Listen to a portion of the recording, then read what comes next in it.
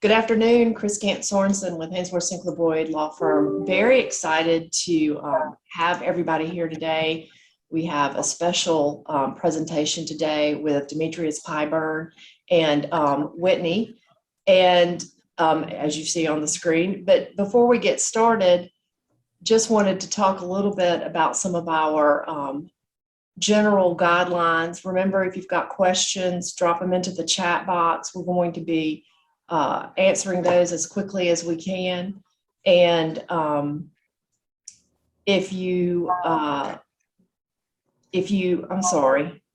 presentation slides will be shared at the end. We will be answering your questions live or in the chat box. Make sure you're signed up for our blogs so that you will get notification of all of our webinars as you have been, as well as our blogs about pertinent issues that are going on. So stumbled a little bit out of the box, but I want to talk about Demetrius and Whitney. Today's DEI topic is race equities in the workplace, and that's sort of a overgeneralization. We're going to talk specifically about certain aspects of diversity training and diverse culture. And I'm going to challenge us to think about not using the word diverse anymore, and I'll get to that in a second. But so Demetrius is a valued member of our employment team. A lot of y'all know that.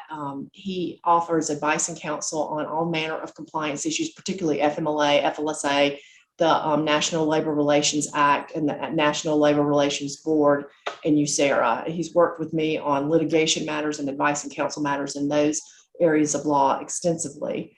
Demetrius is a very good litigator, a trial lawyer. He tries a number of cases. He tries employment cases and has won a number of some of the smaller employment litigation matters single-handedly in magistrate's court, making the clients very happy. He also works with me on federal employment litigation, and so he's an invaluable member to the employment team. Demetrius also has a prior career in the U.S. Army's Special Operations Aviation Regiment. And so he was doing special ops during the war. He did all that before he came, the war in Iraq. He did that before he came to law school and HSB. He has used that experience there in aviation and logistics to also develop a side practice in aviation advice and counsel, drone law, and such of that. So you'll hear him talk about that on occasion, and it's fascinating. Whitney has an interesting HR education.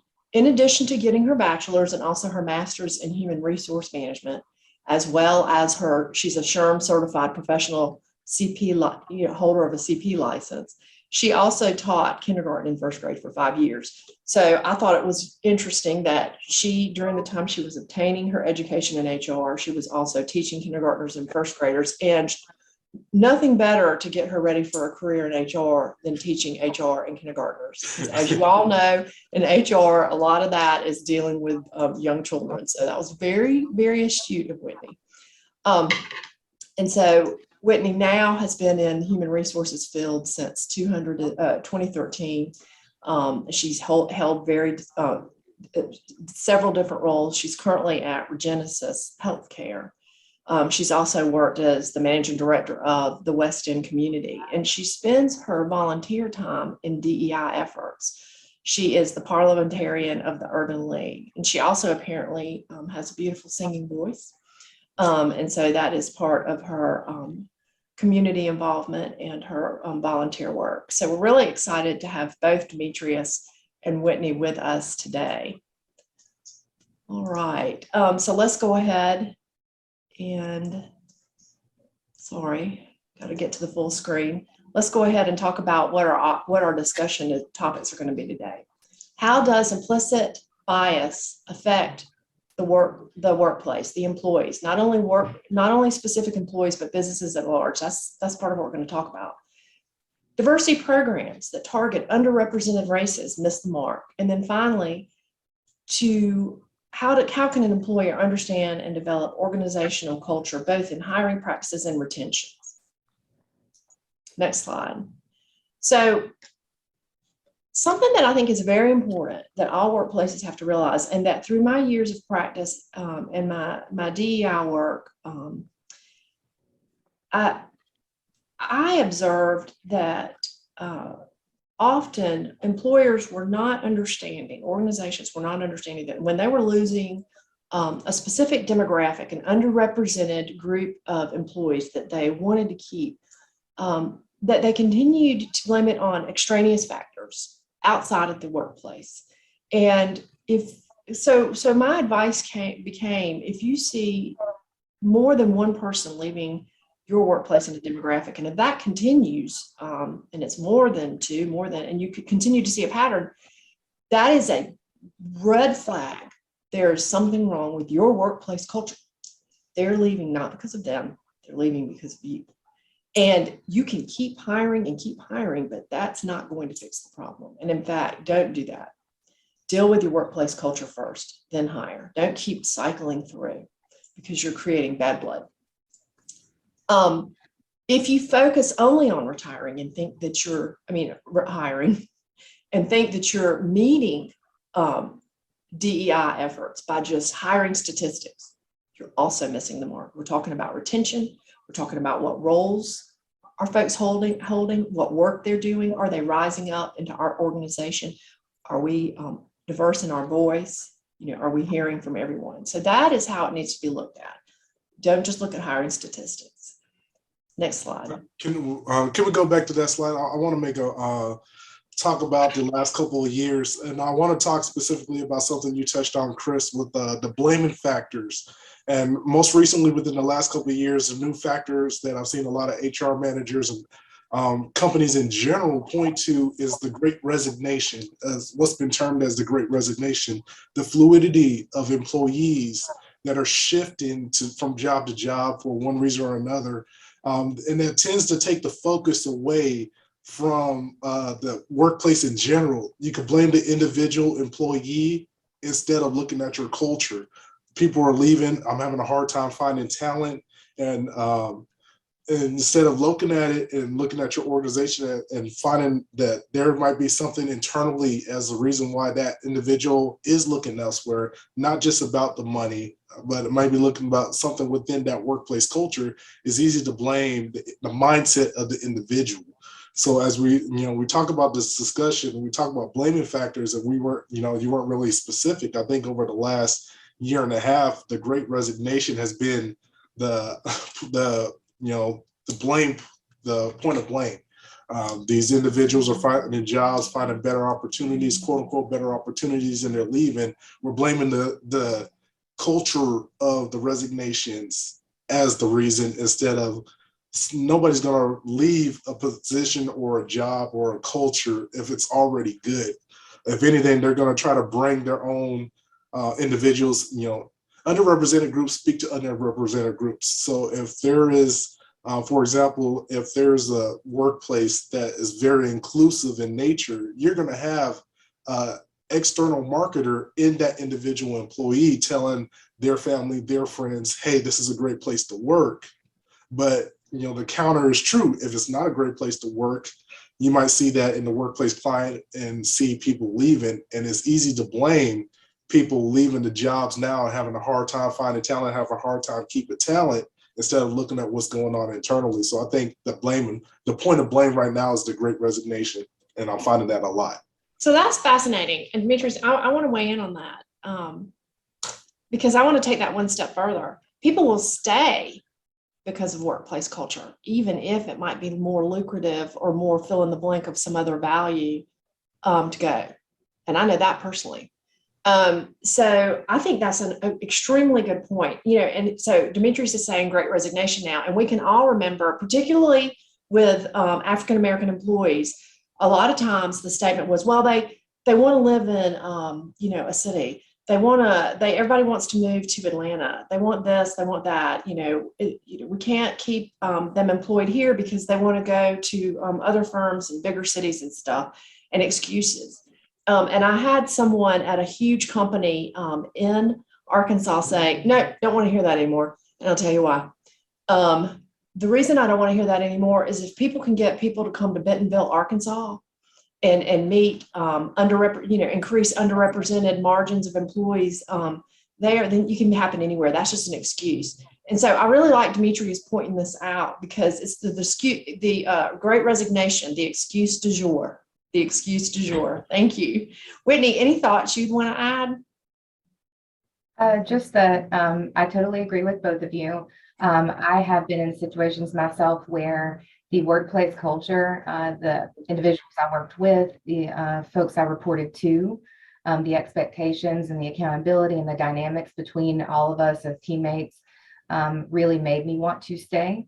And if it hadn't been for a better opportunity somewhere else, I'd probably still be there today. There's a couple of places in my career that I can say were, probably ranked two of the best places I've ever worked. And if it weren't for continuing development, I'd probably still be there today. Whitney, there was something that you told us, though, that if you don't mind, I'd like for you to cover as well, that when you started a job at a place, it was also the opposite. Yeah, I actually, when I first moved to Greenville, so back in 2013, I started a position with a really small company. That was one of the things that I actually didn't mind about it. And it was something new. So I was excited for the opportunity to kind of transition out of education and into a more business professional type of role. And the environment, the culture there was not welcoming at all. And I think I had shared with you both that as an individual, you want to give people the benefit of the doubt, and you want to make sure that you're not making an assumption about something that could be incorrect. But it kind of became abundantly clear what the problem was. I was the only person of any color working at that firm, and I was brand new, so it wasn't like there was any sort of history or personal issue between me and another employee. But it was to the point where like we would have lunch in the break room, and everyone pretty much had lunch during the same hour at that place because they closed actually for the hour. And if I came into the break room, the others in there would get up and walk out and leave from their table that they were sitting at all together. So yeah, it was not a welcoming environment, and it was obviously a very toxic workplace culture. It wasn't a difficult choice to be ready to leave there. So to Demetrius's point, Whitney wouldn't be a marketer for that place. The other thing is, as he's indicated, we all talk. Underrepresented groups talk to underrepresented groups, and that's word that gets out you don't want to get out. And we talked Whitney wasn't. I was going to say Whitney wasn't as quick to. She was very humble and wasn't going to come right out when we were talking about this before and say, well, I'm not sure entirely if it was whatever. But I was the one that said, look, if it started the day you walked in, they didn't know you well enough for it to be anything else. Yeah. And to your point, and to Demetrius's point, underrepresented groups do speak to other underrepresented groups. And we also talk to, if we feel that it's an appropriate and acceptable space to do so. So like you said, I certainly wouldn't be a marketer for that particular company. I would imagine they'd probably hope that I don't discuss them at all. Right. So this is important. Let's go ahead and pop to the next slide, but this is an important thing to think about. And so what are the leaders doing? I'll also say the other thing that I observed is when I am doing my advice and counsel, my any sort of employment advice and counsel, you can tell a lot about an organization on how the leaders react to things. And so any DEI effort that any employer undertakes, if it's not from the top, again, probably wasting your time. Even worse would be if the top isn't behind it and is and it's known that the top isn't behind it. Any sort of jokes, nothing but other than 100% enforcement of it. Conversely, the best workplace leaders I've ever seen made points like 95% of you are managers because you do your job well. Therefore, if you get terminated, it is likely due to your behavioral and personal conduct. and not endorsing, not engaging in, and in fact, being counter to any sort of, equality efforts, DEI efforts, inclusivity efforts. And it was, that's a very profound thing, a very profound point to make. So most of us, on this call, we're familiar with that. Most of us also understand that, you get to a certain stage and you're doing your job well.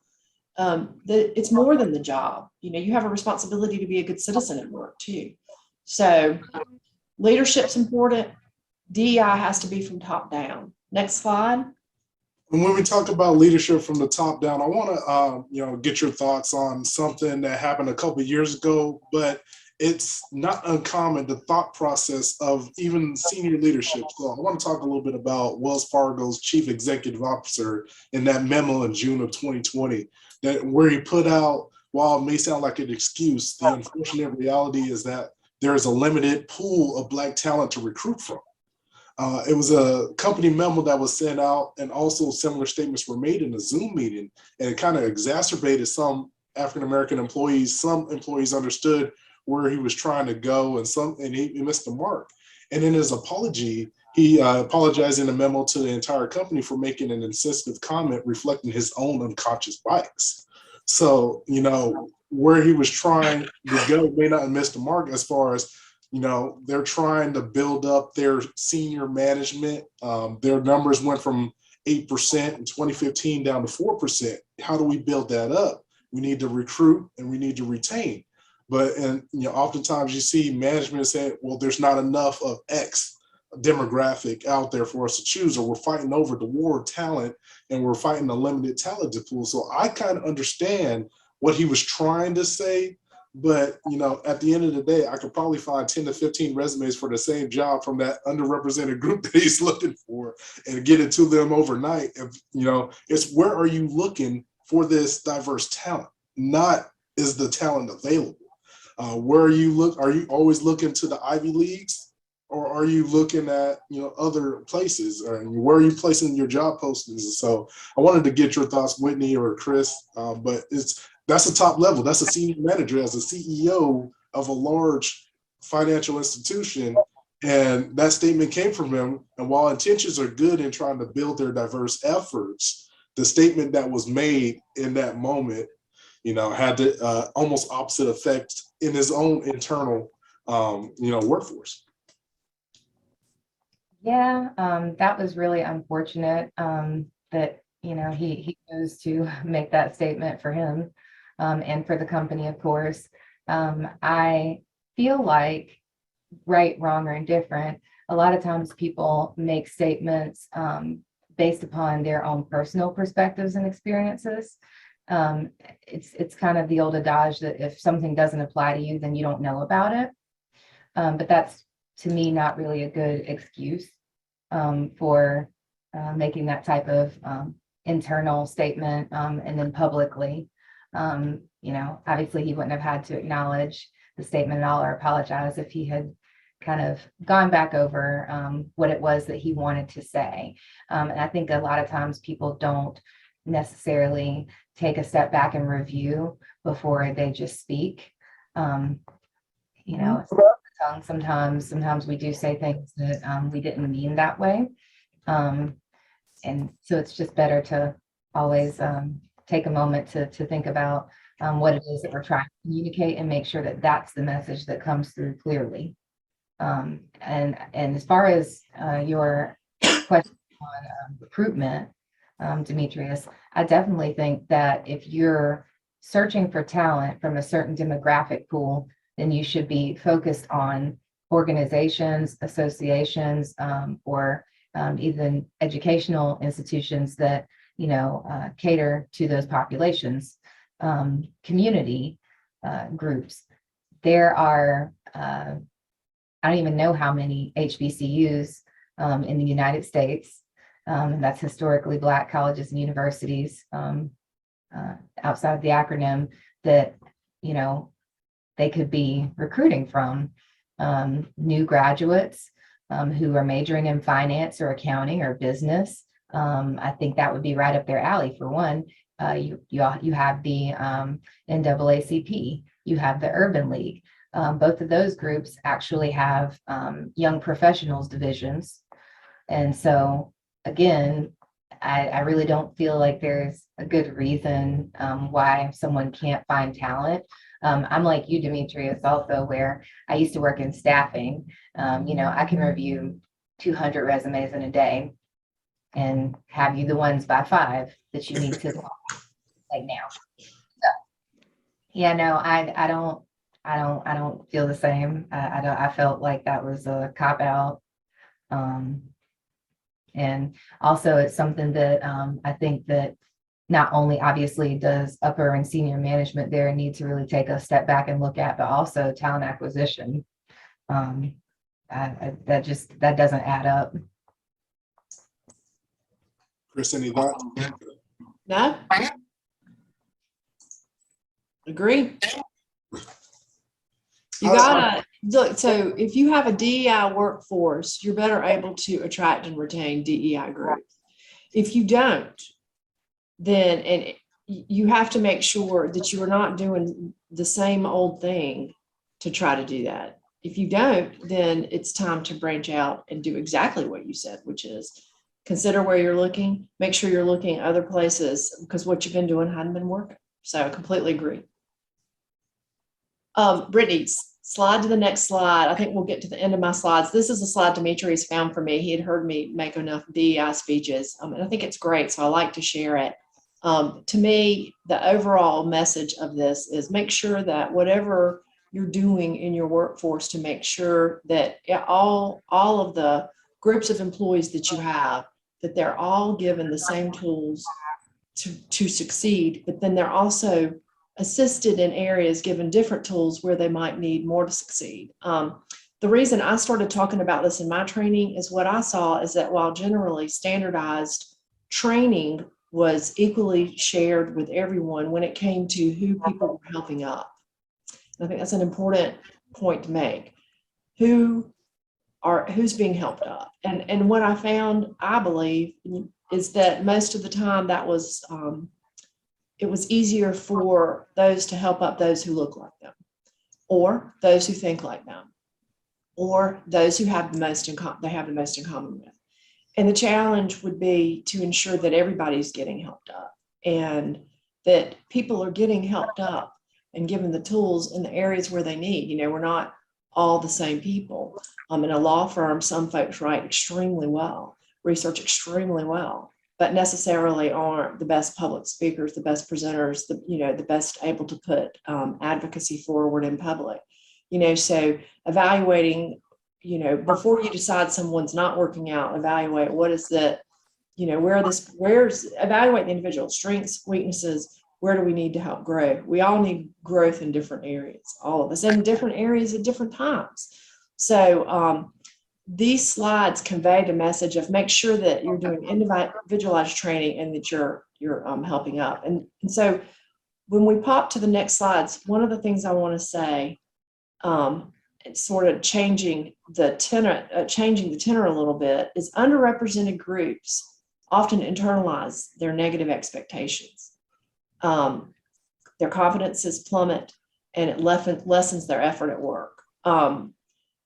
And often they just simply accept that they don't have the power to change it and they leave. Conversely, if they feel represented, respected, and important to the organization, then you are tapping in fully to the resources. So we're saying, don't think just about hiring. You need to always measure your statistics in race, gender, age, sexual orientation, and other demographics.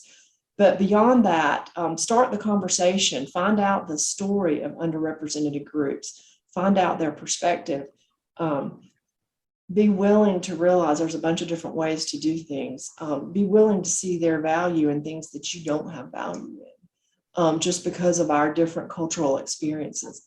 Common sense is that your footprint as a business is bigger if you have all walks of life in your workplace, and yet I continue to see resistance to doing anything in a different way.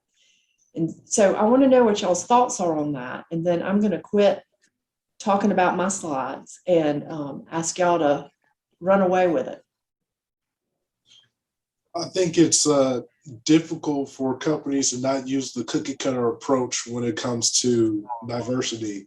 It's so easy. I don't want to say to check the block, but be able to provide executives to provide the classic command and control approach to diversity when it's this is the expected behaviors, do's and don'ts, easy to understand, but yet, if you look at any social science research experiment, you're not going to get managers or employees on board by blaming or shaming them with rules and re-education. And oftentimes, re-education is what they go to first. And I think that's part of the reason why some diversity programs fail, because this doom and gloom training that we give, these are the $1 million cases for race discrimination, so don't do it. And people are individuals. People, I'm my own person. Try to coerce me to do X, Y, Z, and I'll do the exact opposite. And then you find that instead of reducing bias, you're activating the bias because you're trying to coerce me to do this thing. I'm gonna do the opposite to show that I'm my own person. You tell me to wear a certain thing, or I can't do a certain thing, or I can't talk in a certain manner, and I might do the opposite because I'm Demetrius Pimer, or I'm such. And you're trying to curtail the acts and the activities, and you're actually bringing it on or bringing it to light. Or if it actually works and somebody reduces their bias, it only lasts for a day or two, and they forget everything they learned in their training. Those are all excellent points. And I'm going to go ahead and confess to you, having practiced law for 30 years and done this training for years, that was part of my training. Like some of the folks that have had me do training in years past, not since 2017 have I approached it that way. But that wasn't that long ago, especially when I was talking to managers and owners. But I'd always outline, don't do this. You're right, Demetrius, don't do this, don't do this, do this. And here's the law, and here's this, and here's what's happening, and it's a very negative environment about this training. And then when, I'm talking to the managers and owners, I'm talking about this costs this, and these are these damages, and these damages, and these damages, and this is what this happened, and this costs this, and this. And it's terrible. I mean, the EEOC issued that opinion in 2016 that said the training these last 30 years has not been working. Initially, I was offended. Within moments, I agreed, because my whole practice had indicated to me that the training hadn't been working. And I had to reevaluate everything I did. So I love that you just see that right out of the box, because it took me, a number of years to learn that, Demetrius. Sometimes it takes someone else to say it. Yeah. So now let's go ahead. Oh, sorry. Approaches, a lot of times happening because some people at some companies don't really know where to start. Again, it's not something that affects you personally, and you haven't really had to think about it. Then when you are challenged with thinking about it, you're like, well, where do I go to find out about that? Well, this looks pretty good. It's a complete package, and all I have to do is just pay this one time, training fee. And then we're going to be diverse and equitable and inclusive after we take this training. But to your points, if nothing ever changes in the workplace, if people still behave the same way as soon as they walk out of the training that they've signed off that they've received, so that your workplace is compliant, then it really doesn't matter. You have to have buy-in from management. You have to have buy-in from employees. And some of the articles that I've been reading recently have suggested that, diversity and equity and inclusion training should not be something that's forced upon employees. The information, as far as what the articles have said, should be made available, but the reason why you shouldn't force, that type of training on someone is because you can't necessarily change their feelings. You can influence them, but you can't make that change for them. They have to do that for themselves. They have to care about how their colleagues and sometimes even their friends are being treated. So that's an interesting point, Whitney. And so what you're talking about is a respectful workplace culture, and that forcing it, and to your point, Demetrius, forcing it is not the way to go. And I'm hearing very clearly we've got a compliance bucket where we've got to make sure people don't violate Title VII in the workplace, where people don't engage in harassment and discrimination on the basis of protected status. That's absolutely got to be enforced.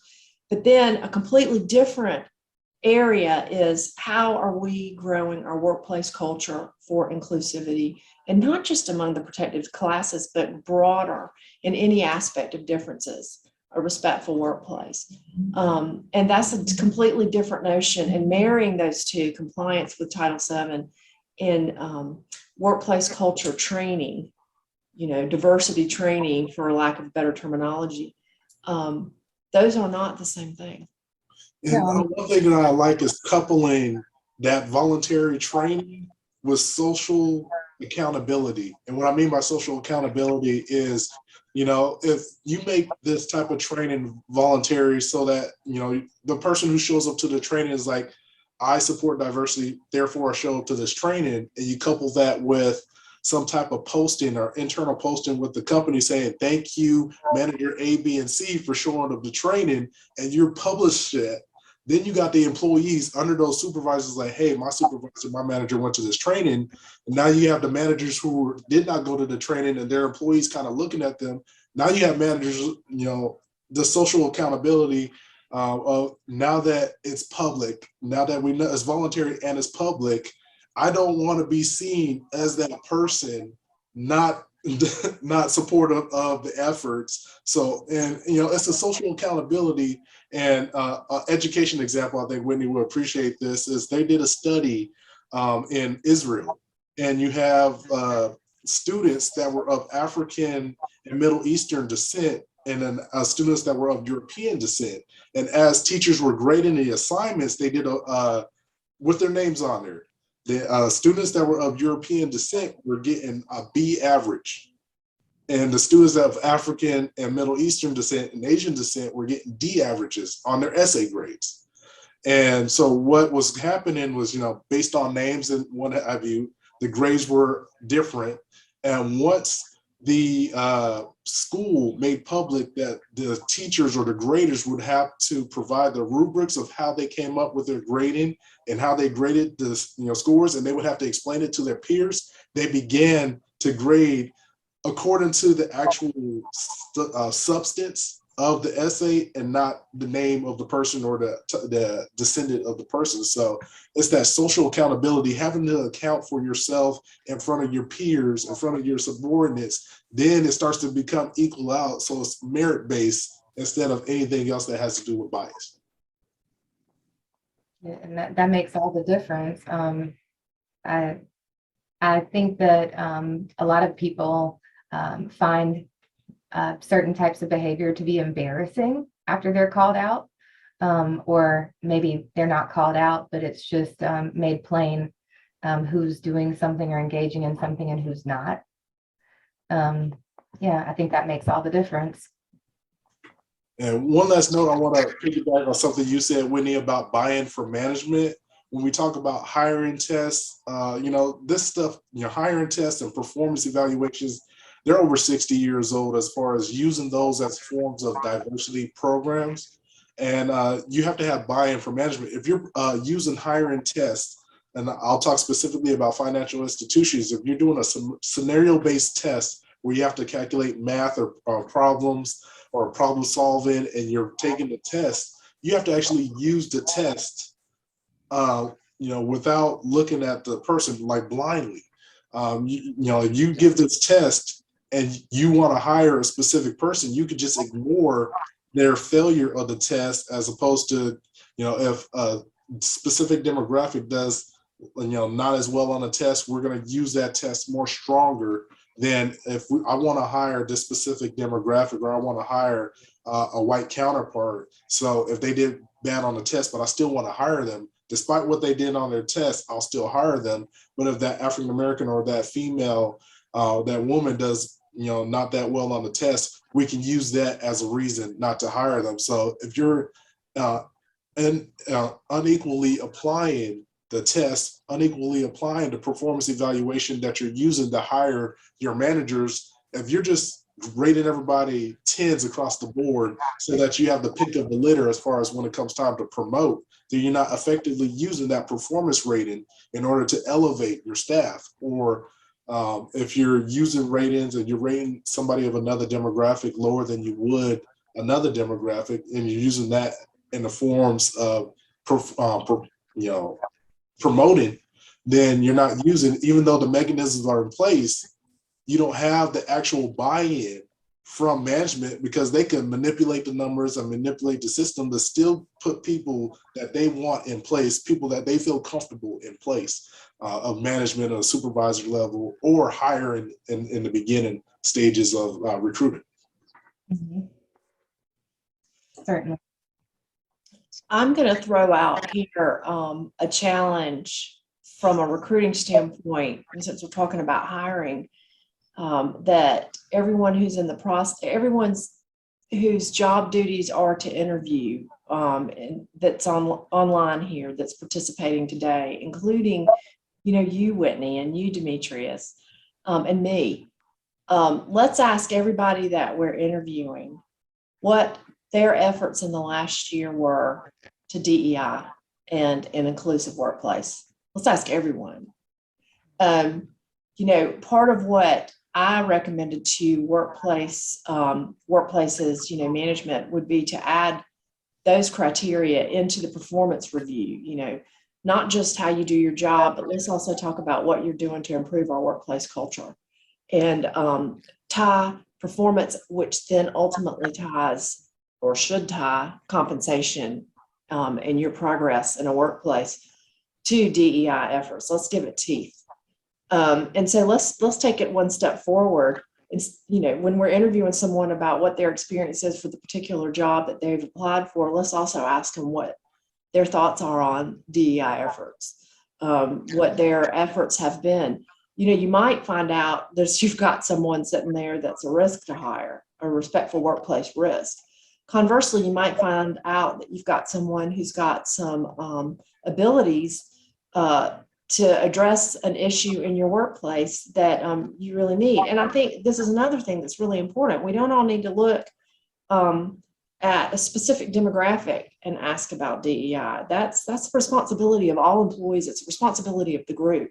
We target minority candidates. There's a word. We target people who are underrepresented. For a diverse hire, we target someone when we call them these things, and we automatically, before they're showing up, are setting them at differences. We're establishing these folks are different when we're hiring them. Instead, we should be talking about here's what our qualities are. Here's where their talents are. That's true of us all. And oh, by the way, here's where the group is engaged in diverse efforts. We are a diverse group. We're not a diverse employee. And if we go to the next slide, I want to point out something, and I want to piggyback on something you said a little bit earlier in the presentation, Chris, as far as not wanting to use the word diverse in certain things.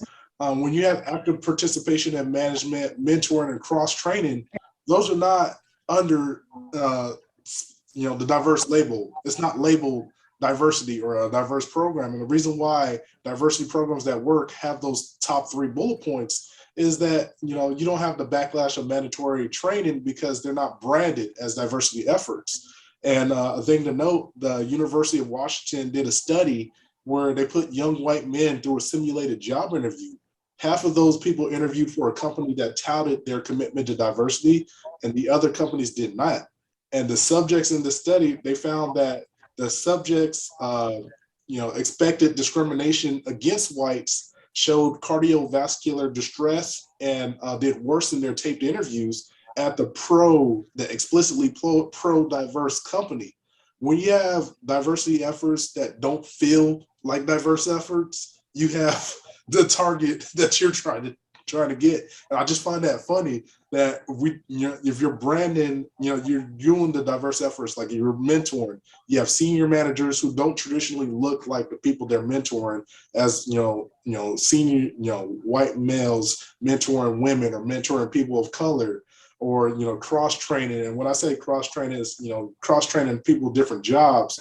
Specific demographics, are traditionally in certain jobs, generally, and I'm being very general, You might see more women in sales than men. You might see more people of color on the assembly line, and then in management, might see more whites. And you have cross training. And World War II, there was a sociologist from Harvard that went to study, and the units that integrated found that people just in the trenches with one another, they have an understanding of one another and they get along. All those biases and all those stereotypes that they believe, it kind of just washes away because you're working with each other in the trenches. Even though that was wartime, that could still apply in a workplace where you have an integrated workplace where you have people who don't normally work in.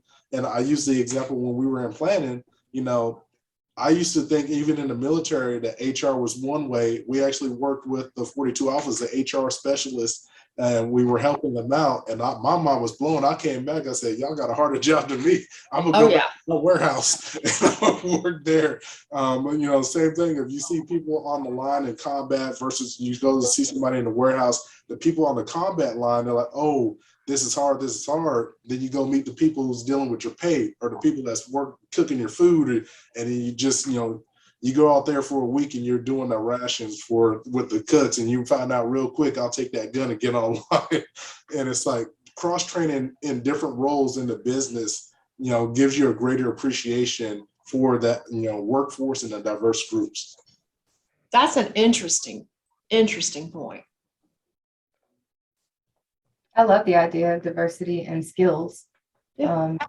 That helps all of us become more valuable as employees, and greater assets to the companies where we work when we have more skills and a variety of skills, and we can help each other work toward that common goal. And to what you said, Demetrius, I think a common goal and finding commonalities can oftentimes be a catalyst for building a more positive workplace culture where things are more harmonious.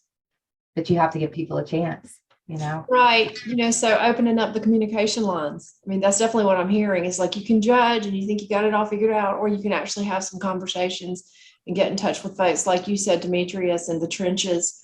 You're not just learning about different cultures and different walks of life. You're learning about the different things they do. Learn about all of it at once rather than just siphoning off. We're going to learn about your different culture. This is diversity training. Instead, we're going to all learn a good bit about your story and your perceptions. So I'll definitely better focusing for how we're going to have a more respectful workplace, working on organizational culture. I like those ideas. And if we move to the next slide, when you go and you transition and you're looking at your company internally and you want to make a more inclusive workplace, it starts in the hiring practices, and it starts with reducing bias in the hiring practices. And I just put bullet points up there, and I could talk about any number of those. I wanted to get your thoughts, Whitney, if anything pokes out of when you're creating an inclusive hiring practice. Are there some things that you would recommend to some of the employers on the call? Well, yeah. So with regard to offering awareness training, I think that a lot of times those types of sessions are very eye-opening to people. They help reveal biases that maybe we didn't even know that we had, and it is everyone. I mean, no one person knows everything about every walk of life, and no one person has every perspective. So that's to be expected. I think that it really is important to just be open. And also to just be willing to acknowledge if you didn't know about something, so that you can do better. And as far as reworking job descriptions, I think that's very important. And three of us had talked before about some of the pronouns that are used in job descriptions, but I also had pointed out some of the verbs even that are used. If, for example, it's someone's responsibility to be able to lift up to 25 or 50 pounds, well, do we have to write lift, or can we write move 25 to 50 pounds? It doesn't matter how you do that, as long as you're not violating any safety policies or restrictions, and as long as you're not hurting yourself or damaging the product in that environment. So I think it's important to think about the way that worded so that, you don't potentially discourage someone from applying, or discourage someone, who could have been a fantastic asset to your team, and make them think that maybe this wouldn't be the right place for me if they think I have to like lift, something. Why can't I just push it or pull it? Or, is this going to be an accommodating workplace? Because if they're expecting X, Y, and Z, but they're not willing to accommodate the way that I can do it, it's probably not even worth me applying. And then as far as work sample tests, I think those are fantastic tools. I think those go great hand in hand with maybe like an on the job day to kind of see a day in the life with the position.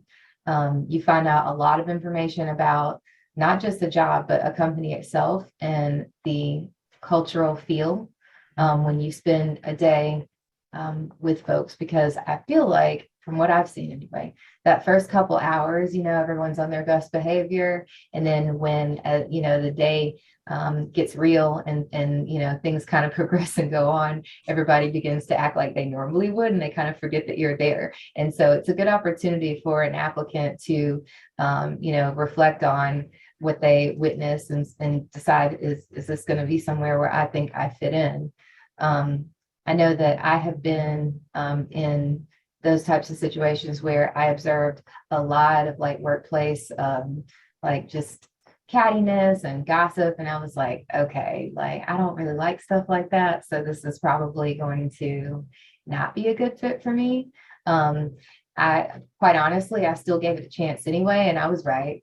Unfortunately I was right. And it was not, it wasn't, I, ended up in that situation where I didn't really want to engage in that type of conversation. And so maybe I seemed, a little standoffish, but it's because I'm that's just not really for me.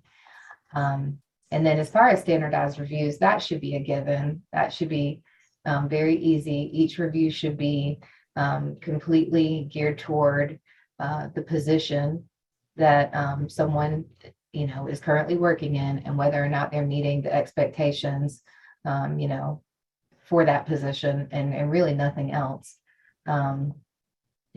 So that's my 2 cents on those things. And I think with standardized interviews, you develop the structure for those interviews and use like scorecards to grade the candidates' responses in a predetermined scale, so that it's, you're taking away the demographics and you're just focusing on the answers. I'll touch on one that we didn't talk about, going blind on the resume review.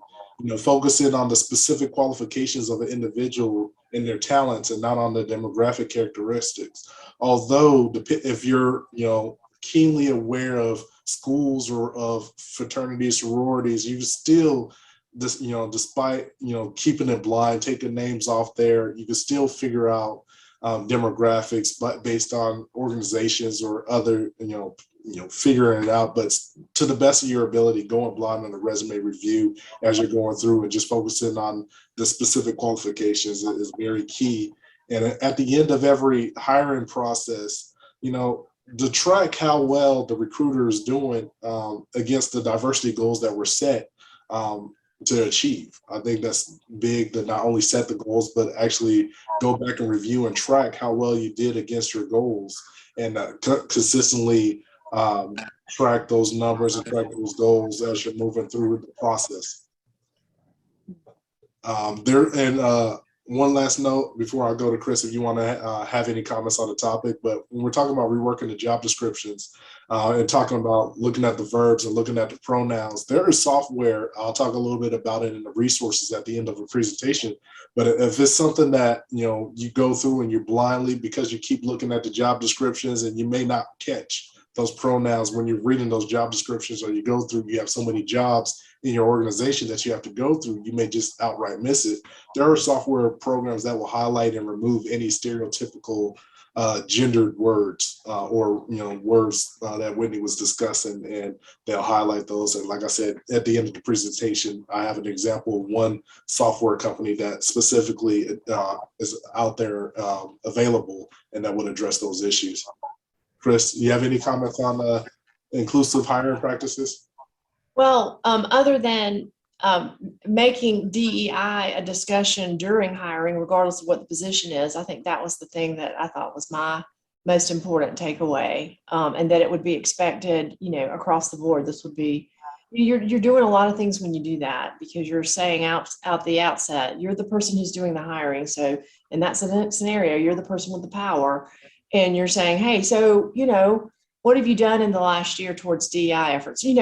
And you can do anything, you can add into this anything that's important in your organization. Like if volunteer work is important, if your organization is one that really prizes volunteer work, or prizes any sort of particular aspect of thing that's outside of my actual job, you're mentioning it then, you're putting it on the table there, saying, hey, this is important here.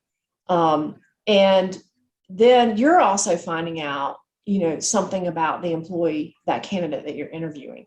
And, you don't necessarily decide, oh, well, they weren't involved in it, they didn't say they did anything. You don't necessarily say, well, can't hire them. That's not what I'm suggesting.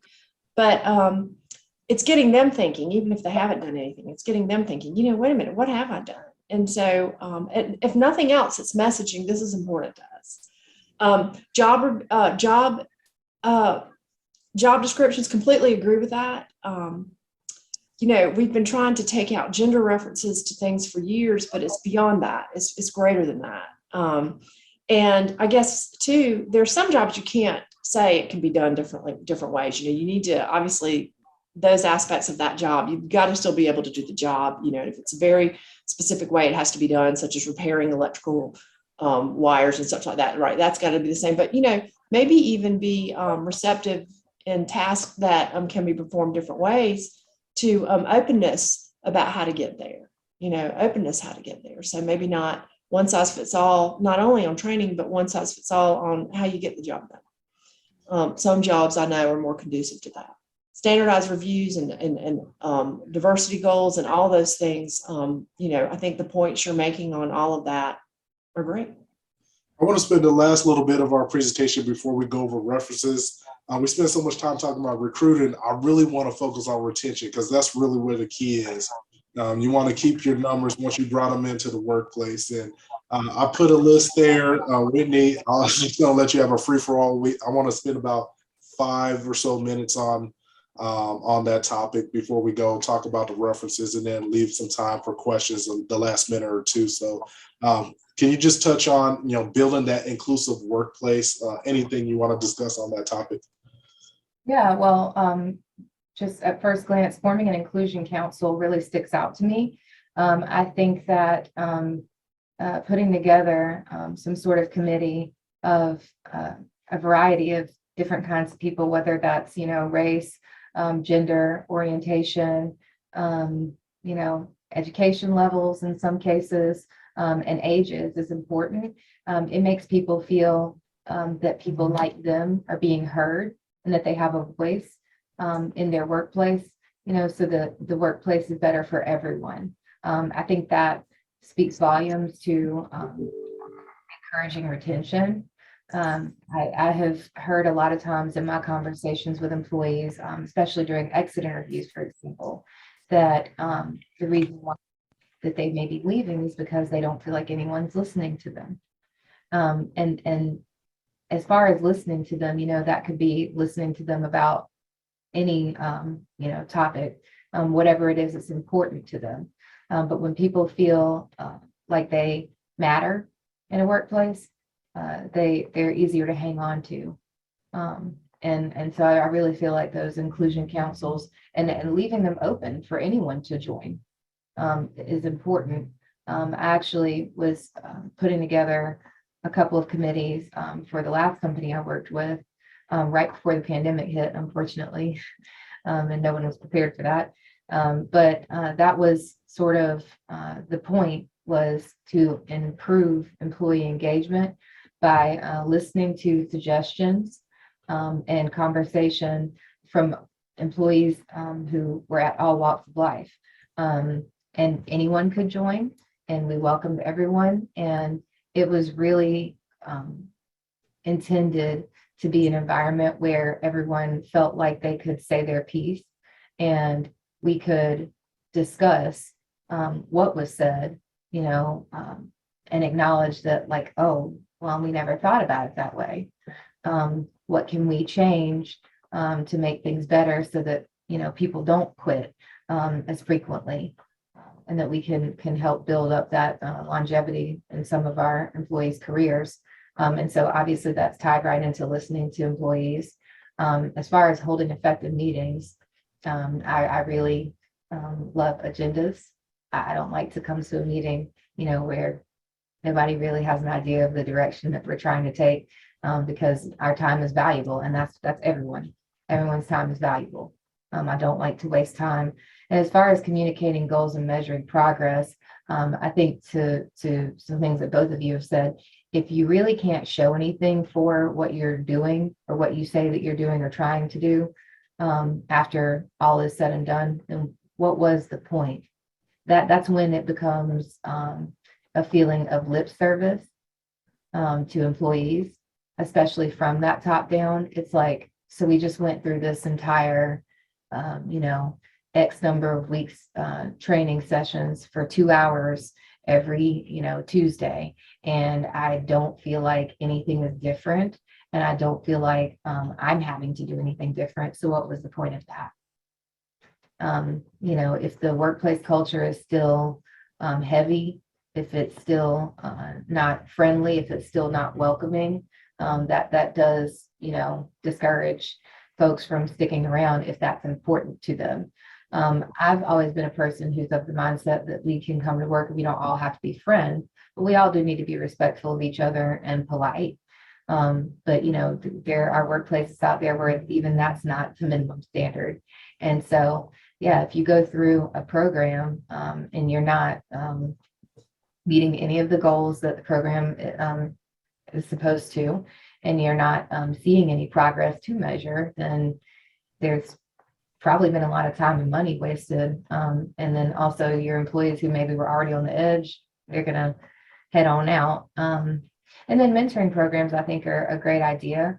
I think that even if your company doesn't have a mentoring program, you should seek out your own mentor, because it's always helpful to have someone to bounce ideas off of and talk things through with, who has been where you are.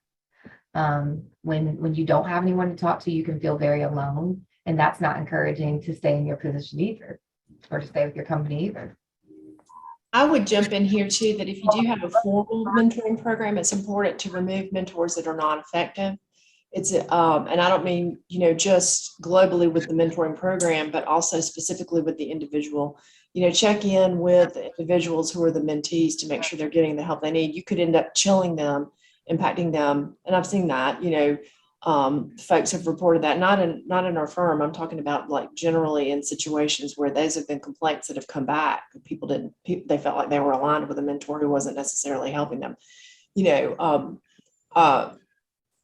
Cycle folks that are not performing maybe to the level through several different mentors, several different ways of helping up, and be very sure before you're letting someone go that they're not going to work out, that it isn't something that they weren't just given the right tools. So it's on the mentoring topic. Thanks for letting me jump in on that. I know you've got some other stuff to cover, Dee.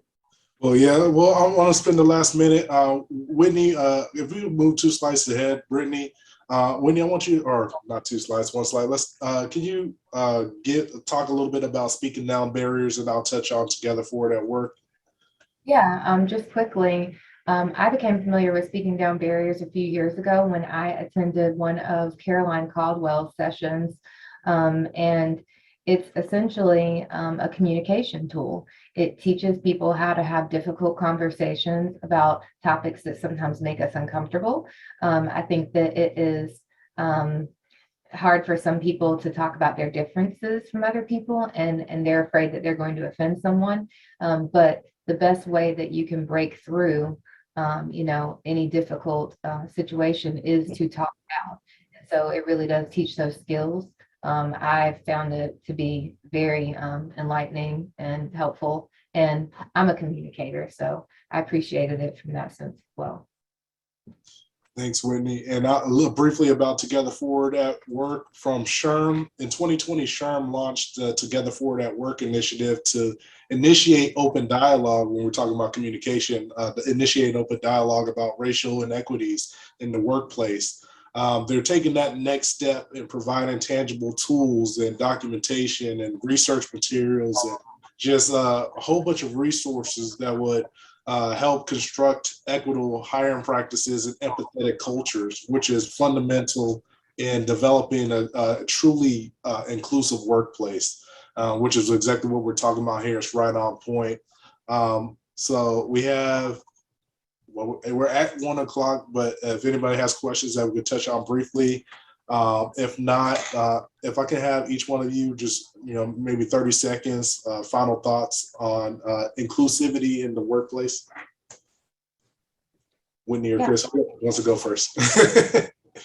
Quickly, I just thank both of you for having me on the panel with you today. I think it's really important to have these conversations. Honestly, for the vast majority of us, we do have to work. So the workplace should be pleasant, for somewhere that we spend so many hours of our lives. It shouldn't be something that we dread every day, and especially, not because of the, gender as we identify, or, the color of our skin, or, our background. It shouldn't be, an unpleasant place because of any of those things. So I just want to, again, thank you guys for having me on and continuing these types of conversations. Trina McGowan has, Whitney, first of all, let me say thank you for joining us. I've enjoyed meeting you and coming to know you through this process. You have a lot of great information to impart. And so just like Demetrius has taught me a lot, you've taught me a lot. Trina McGowan has asked if you could say the name of the website about the job descriptions, the wording of the job descriptions. And so do you have that? Is that? That's it's on gig, right there on the left side of the slide, right there on gig. If I'm not mistaken, I'll get that for you. ongig.com /text analyzer. I'll put it in the chat. And what I'll do is I'll put it in the slides as well as we distribute it. I'll drop it in the bottom of the slide. Whitney, if you could provide that for me as well. We'll just put all the links to all the resources in the slide so that you have it hyperlinked. And so the thing I would say to do my little whatever quick spot that you had said I should do is that it's the most important takeaway from my perspective is diversity, and let's not take diversity, but instead just inclusion and respectful workplace. Let's start calling it that. It's the responsibility of every single employee. It's a leadership focus from top down, and it cannot be the responsibility of a few. And you have to tie metrics and achievement and performance, any sort of things that'll get employees' attention. You have to tie it to what is considered doing well in this workplace. It's it's not enough just to do your job well. You've also got to be a good citizen at work. And, by following the great advice that both Whitney and Chris have provided in this, when it comes to inclusive workplaces, your organizations are going to be well on the way to ensure that the employees that work for you have the best possible experience and that also have the tools and the platform that outperform your competition. I thank everybody for presenting. Thank you, Chris. Thank you, Whitney, for being on this panel. I know we have a great panel next month. Chris, you want to give a little brief? Sure. It's Women's History Month, and so April Simpkins, who is the CHRO, Chief Human Resource Officer with Total HR, as well as a national DEI speaker, is going to be joining us. She speaks nationally for SHRM and for Urban League. And then additionally, we're going to have Brandy Parrish Ellison, from REN speak to us. She's going to cover a recent study that REN just put out on how women were impacted in the workplace in South Carolina during the pandemic. I'm going to be touching on the national study performed by McKinsey and Leany on how women were impacted by in the workplace by the pandemic, as well as just their report. McKinsey particularly does a report annually of where are we, with women in the workplace, with women in leadership, and I'm going to be covering that. The three of us are going to come together with this data. We're going to lay it out there, and then we're going to have some discussion on it and some ideas for workplace, culture, the same sort of thing along the lines of this. So very excited about next month. A lot going on. Thank you. Thank you, everybody, for participating. I'm glad we had this great dialogue. There's our contact information if you want to reach out to any one of us individually, and have a great rest of your day. Thank you. Thank you, Whitney and Demetrius. Thanks for joining this webinar presented by Hainsworth Sinclair Boyd. To learn more about the firm and its services, visit hsblawfirm.com.